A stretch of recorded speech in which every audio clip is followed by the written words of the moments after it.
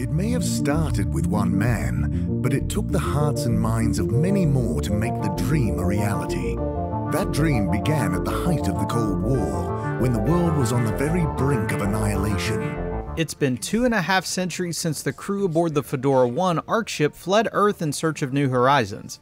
But the home they found was less habitable than they had hoped for. Crash landing on a water planet, the citizens on board have had to adapt to life underwater, without access to dry land or the open air.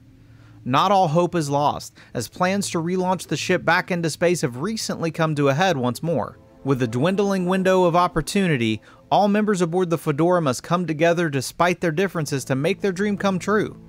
However, the discovery of new alien life quickly turns everything on its head, as they find out they aren't as alone as they once considered themselves to be. Submerged in the laboratory district, you play as Harold, a young assistant to the brilliant scientist Jean Moreau. When you're not busy fixing the pump stations and other handiwork aboard the ship, you'll often be running errands for her or providing support with her latest experiments. Moreau isn't the only person who needs your help though, as the other residents will also make sure to keep your hands busy. In typical narrative adventure game fashion, you'll spend plenty of time getting to know each of the bright faces aboard the sunken vessel, as well as an unfamiliar group of aliens from the deep, whether that's through completing small tasks for them or tagging along on an adventure. The cast is wonderfully voiced, with a wide range of personalities across the board.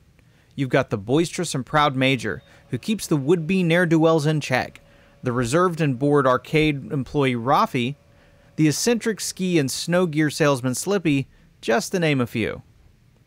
When you've lived on a sequestered spaceship your whole life, it certainly helps to get to know one another, and it was satisfying getting to converse with and learn more about everyone I encountered, human or otherwise. One of my personal favorites has to be Captain-at-Large Zoya, the pilot of the Fedora, or he would be at least if the ship was flight-worthy. While he puts on a brave face for everyone on the ship, his bird Coco included, not everything is as peppy as it seems. He's struggling to find his place and live up to his title, and helping him overcome his self-doubt was an intimate exchange between friends that felt well executed as the days went by. The cast of Harold Halibut is certainly one of the best aspects of the game overall, and I was always looking forward to what strange scenario I might encounter next. Clean as a whistle again. Throughout most of the game, you're free to explore the Fedora each day with the use of the all-water tube transit system. These tubes grant access to all sorts of places aboard the ship, including the bustling shops of the Agora arcades, the quaint yet cozy social district, and various research labs and more. Sure, you'll have objectives to guide you each day, but you really do have the freedom to go wherever you please, and it's worthwhile to go off the beaten path every now and again. These spaces are populated and lived in, so each time you return to a district on a new day, you might find something new, whether that be a small side quest or just a pleasant conversation with an old friend. Such a good fertilizer. What, the slow-release phosphates and nitrogen? But we don't want to hurt fish. If samples were taken, we could somehow synthesize the... Sai, that sounds very interesting, but what about the food for the fish themselves? Oh, yes, sorry, Brat. Didn't I restock the other night?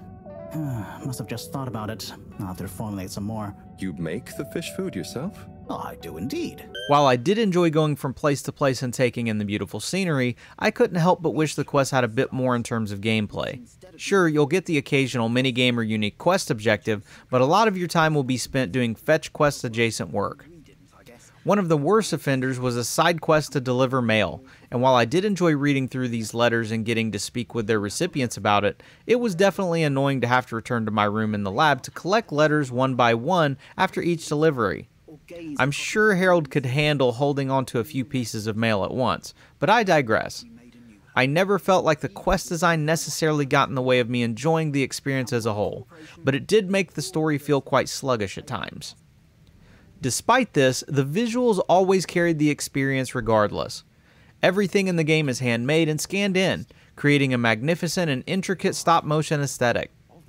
Whether it's the characters themselves, the environment you explore, or the objects you interact with, there is so much charm poured into every little detail.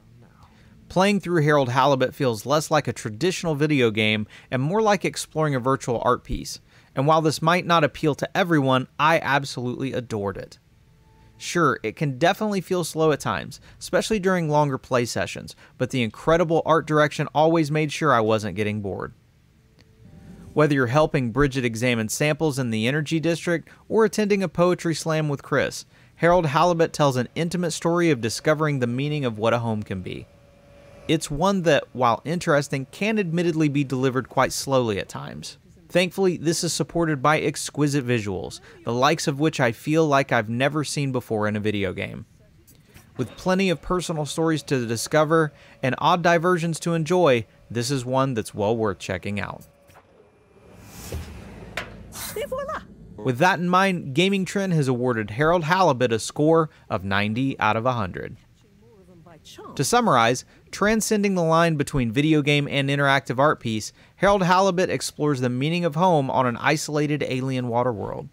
While some pacing issues exist within the larger story, the handcrafted visuals that consistently charm alongside an extravagant cast make this a treat for fans of narrative adventures.